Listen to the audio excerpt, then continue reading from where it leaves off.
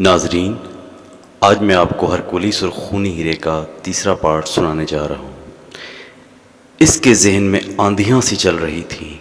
یہ حقیقت تھی کہ آج سے پہلے ہرکولیس نے خود کو اس قدر بے بس کبھی نہیں پایا تھا کہ اس کا ذہن تو مردانہ تھا مگر اس کی آواز، انداز اور جسم شہزادی ارسانہ کا بن چکا تھا۔ اس شہزادی ارسانہ کا جس کے متعلق وہ کچھ جانتا بھی نہیں تھا، نہ جانے اس کے ساتھ کیا ہونے والا تھا۔ شہزادی ارسانہ کون تھی اور اس کے ماں باپ کون تھے، یہ سب باتیں ہرکولیس کو بے حد پریشان کر رہی تھی۔ آئیے شہزادی صاحبہ کیا سوچ رہی ہیں؟ کنیز تھیوڈرا نے اسے سوچتے پا کر قدرے سہمے ہوئے اور مودبانہ انداز میں کہا، اور ہرکولیس جو اس وقت شہزادی ارسانہ کے روپ میں تھا چونک کر اپنے خیالوں سے نکل آیا۔ کچھ نہیں، آؤ، اس نے جلدی سے کہا اور پھر بے اختیار طور پر اس کے قدم دروازے کی طرف اٹھنے لگے۔ شہزادی ارسانہ، شہزادی ارسانہ، یہ شہزادی ارسانہ نہ ہو گئی، کوئی بلا ہو گئی۔ آخر تم شہزادی ارسانہ سے اس قدر ڈرتے کیوں ہو؟ وہ ہماری طرح ایک عام انسان ہے، کوئی جادوگر یا بدرو نہیں۔ وہ جو تم آج پھر خالی ہاتھ لوٹ آئے ہو، جاؤ، میں کچھ نہیں جانتا۔ کچھ بھی ہو، کسی بھی طرح شہزادی کو اٹھا کر یہاں لے آؤ، جاؤ جاؤ۔ شہزادہ ہرناس نے اپنے سامنے کھڑے محافظوں پہ بگڑتے ہوئے کہا۔ وہ کسی بلا سے کم نہیں ہے شہزادہ حضور، اس میں عام انسانوں سے کئی گنا زیادہ طاقت ہے۔ تیر اندازی، نیزہ بازی، گھوڑ سواری اور شمشیر زنی میں وہ اس قدر طاق ہیں کہ ان کے مقابلے میں ہم جیسے 10 سورمار بھی چلے جائیں تو وہ انہیں چند ہی لمحوں میں زیر کر دیں۔ ہم نے انہیں پکڑنے اور اغوا کرنے کی بے حد کوششیں کی تھی مگر نہیں۔ شہزادہ حضور، ہم اس کا مقابلہ نہیں کر سکتے۔ آپ بے شک ہم پر کوڑے برسا دیں یا بھوکا پیاسا زندان میں پھینکوا دیں، لیکن شہزادی ارسانہ کا مقابلہ کرنا ہمارے بس کی بات نہیں ہے۔ ایک محافظ نے سر جھکا کر نہایت شرمندہ اور سہمے ہوئے انداز میں جواب دیا، اور اس کی بات سن کر شہزادہ ہرناس کی جانب خونخوار نظروں سے دیکھنے لگا اور غصے سے ہونٹ کاٹنے لگا۔ وہ چند لمحے اس کی جانب غصیلی نظروں سے دیکھتا رہا، پھر اس نے ایک جھٹکے سے اپنی میان سے تلوار کھینچی۔ اس سے پہلے کہ محافظ کچھ سمجھتے، شہزادہ ہرناس کا ہاتھ بجلی کی سی تیزی سے حرکت میں آیا۔ دوسرے ہی لمحے جواب دینے والے محافظ کا سر کٹ کر ایک جھٹکے سے اچھل کر دور جا گرا، اور اس کا بے سر کا دھڑ زمین پر گر کر بری طرح سے تڑپنے لگا۔ اس کی گردن سے خون فوارے کی مانند ابل رہا تھا۔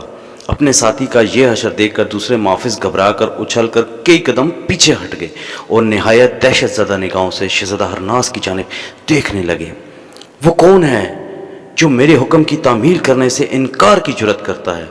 شہزادہ ہرناس نے دوسرے محافظوں کی جانب دیکھتے ہوئے انتہائی گرجدار لہجے میں کہا، شہزادہ حضور، ہم اب بھی جاتے ہیں اور ابھی کچھ ہی دیر میں شہزادی ارسانہ کو پکڑ کر آپ کے قدموں میں لا کے پھینکتے ہیں۔ ایک دوسرے محافظ نے شہزادہ ہرناس کو غصے میں دیکھ کر تھر تھر کانپتے ہوئے لہجے میں کہا، اور اس نے جلدی سے جھک کر شہزادے کو سلام کیا اور الٹے قدموں کمرے سے باہر نکل گیا۔ دوسرے محافظوں نے بھی اس کی تقلید کی اور وہ بھی گھبرائے ہوئے انداز میں باہر چلے گئے۔ شہزادہ ہرناس نے غصیلے اور نفرت زدہ انداز میں مردہ محافظ کو ٹانگ ماری اور اس پر نفرت سے تھوکتے ہوئے میان میں اپنی تلوار ڈال لی۔ پھر اس نے زور سے تالی بجائی۔ فوراً ہی ایک دربان اندر داخل ہوا۔ محافظ کی بے سر کی لاش دیکھ کر وہ خوفزدہ ہو گیا۔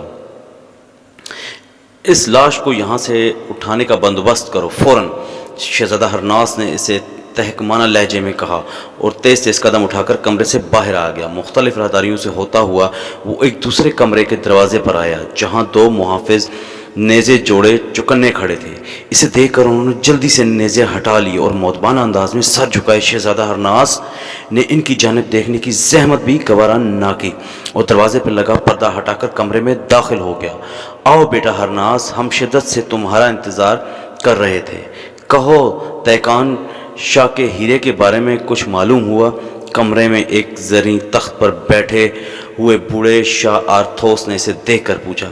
جی بابا حضور، ہمارے خاص تارا شناس کمیاس بولاس نے بتایا ہے کہ ہیرا اس وقت ملک آفان کی شہزادی ارسانہ کے پاس ہے، جو اس ہیرے کو ایک سیاہ تھیلی میں اپنے پٹکے سے باندھ کر رکھتی ہے۔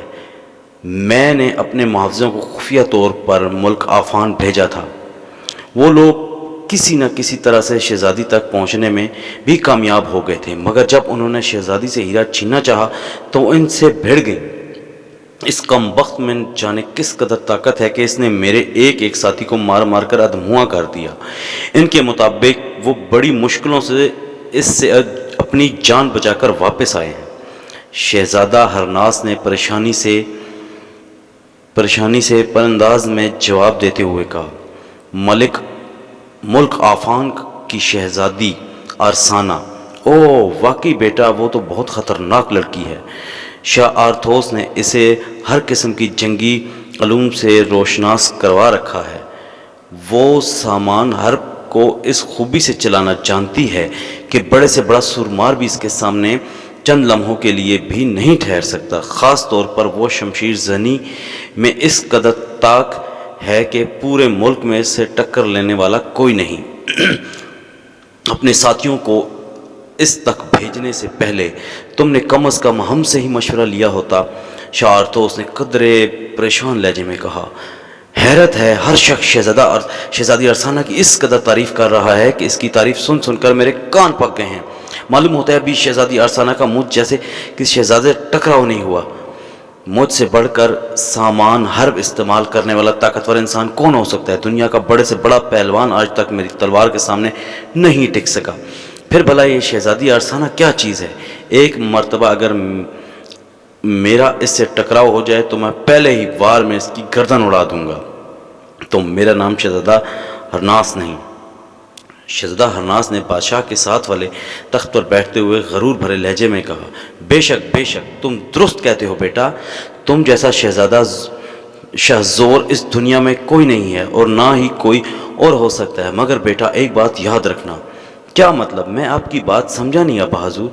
شہزادہ ہرناس نے حیرت سے پوچھا، بیٹا جو کام عقل و فہم سے نکلتا ہو، اس میں اگر زور زبردستی کی جائے تو بنا بنایا کام بگڑ جایا کرتا ہے۔ تم اچھی طرح سے جانتے ہو آفان آرتھوس کی ایک چھوٹی ریاست ہے اور ہماری سلطنت اس سے کئی گنا زیادہ وسیع ہے، اور اس کے مقابلے میں ہماری فوج بھی بے حد بڑی ہے۔ ہم ایک عرصے سے اس ریاست کو حاصل کرنے کے خواب دیکھ رہے تھے، مگر نجی الجھنوں اور مصروفیات کی وجہ سے ہم نے کبھی اس طرف توجہ نہیں دی تھی۔ بیٹا میری بات سمجھنے کی کوشش کرو۔ اگر ہم شہزادی ارسانہ کو یہاں لے آئیں تو اس کے ساتھ ساتھ نہ صرف تیکان ہیرا آ جائے گا بلکہ آفان کی ساری ریاست ہمارے قدموں میں ہوگی۔ اس لیے نہ ہی ہمیں خون بہانا پڑے گا اور نہ کوئی تک دو کرنا پڑے گی، یعنی آم کے آم گٹھلیوں کے دام والی بات ہوگی۔ آرتھاس نے شہزادہ ہرناس کی جانب دیکھتے ہوئے کہا، آپ بجا فرما رہے ہیں ابا حضور، واقعی اس طرف تو میرا خیال ہی نہیں آیا۔ سنا ہے کہ شہزادی ارسانہ بہت خوبصورت ہے، اس کے لیے دور دراز سے رشتے آ رہے ہیں، اور مجھے یقین ہے شاہ آرتھوس ہمیں شہزادی ارسانہ کا رشتہ دینے میں ہرگز ہیل و حجت نہیں کریں گے۔ شہزادہ ہرناس نے اس بات میں سر ہلاتے ہوئے کہا، اور شاہ آرتھاس کے لبوں پر مسکراہٹ اود کر آئی۔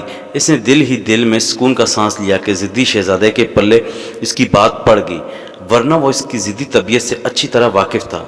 شہزادہ ہرناس جب تک زور زبردستی نہ کرے اور ہر طرف موت کا بازار نہ گرم کر لے اسے قرار نہ آتا تھا، اور اس وقت اس قدر آسانی سے اس کی بات مان جانا واقعی شاہ آرتھاس کے لیے تعجب کی بات تھی۔ وہ خوش ہو کر شہزادہ ہرناس سے صلاح مشورہ کرنے لگا کہ اسے سب سے پہلے اپنے شاہی ایلچی بھیجنے چاہیے اور ان کو پیغام لے کر جائیں گے۔ اگر تو شاہ آرتوس نے کوئی مثبت جواب دیا تو ٹھیک ہے، ورنہ شہزادہ ہرناس نے صاف صاف کہہ دیا کہ وہ اپنی پوری فوج لے کر ریاست افان چڑھ دوڑے گا اور ریاست کی اینٹ سے اینٹ بجا کر زبردستی شہزادی ارسانہ کو لے آئے گا۔ اس کا فیصلہ سن کر شاہ ارتھا سے گہرا سانس لے کر خاموش ہو گیا اور خود اپنے بیٹے کے غصے سے بہت گھبراتا تھا۔ شہزادہ ہرناس جب غصے میں ہوتا تو کسی کو خاطر میں نہ لاتا۔ یہی وجہ تھی کہ محل تو محل پوری ریاست کے لوگ شہزادہ ہرناس کے خوف کھاتے تھے، اور جب جہاں سے شہزادہ ہرناس کی سواری گزرنا ہوتا تو دکانیں اور بازار کھلے چھوڑ کر خوفزدہ ہو کر گھروں میں گھس جایا کرتے تھے، کیونکہ وہ شہزادہ ہرناس کی ظالمانہ فطرت سے بخوبی واقف تھے۔ شہزادہ ہرناس پر جب کبھی غصہ آتا وہ تلوار کھینچ کر یوں ہی بازاروں میں نکل جاتا اور بے جا لوگوں کو قتل کرتا رہتا، اور غصہ چونکہ اس وقت اس کی ناک پر دھرا رہتا تھا اس لیے تقریباً سب لوگ ہی اس کے قریب آنے سے کتراتے تھے۔ یہاں حال بادشاہ کا بھی تھا، وہ جانتا تھا کہ اگر شہزادے کو کبھی اس پر بھی غصہ آ گیا وہ اسے بھی مارنے سے کبھی نہیں چکے گا۔ صلح مشورے کے بعد بادشاہ آرتوس نے ریاست آفان کے بادشاہ شاہ آرکوس کے پاس شہزادی ہرناس اور شہزادی ارسانہ کے رشتے کے لیے پیغام بھیجا، مگر دوسرے ہی روز شاہی ایلچی منہ لٹکائے واپس آ گئے۔ بادشاہ کے استفسار پر انہوں نے بتایا کہ شاہ آرکوس نے صاف طور پر انہیں رشتہ دینے سے انکار کر دیا ہے۔ نہ صرف انکار کیا ہے بلکہ اس نے شاہ آرتوس اور شہزادہ ہرناس کو بھی ظالم، قاتل، بد فطرت انسان کہہ کر ان کی شان میں گستاخی کی ہے۔ یہ سننا تھا کہ دربار میں بیٹھا ہوا شہزادہ ہرناس غصے سے آگ بگولا ہو گیا۔ ناظرین، کہانی کا اگلا حصہ انشاءاللہ اگلے ایپیسوڈ میں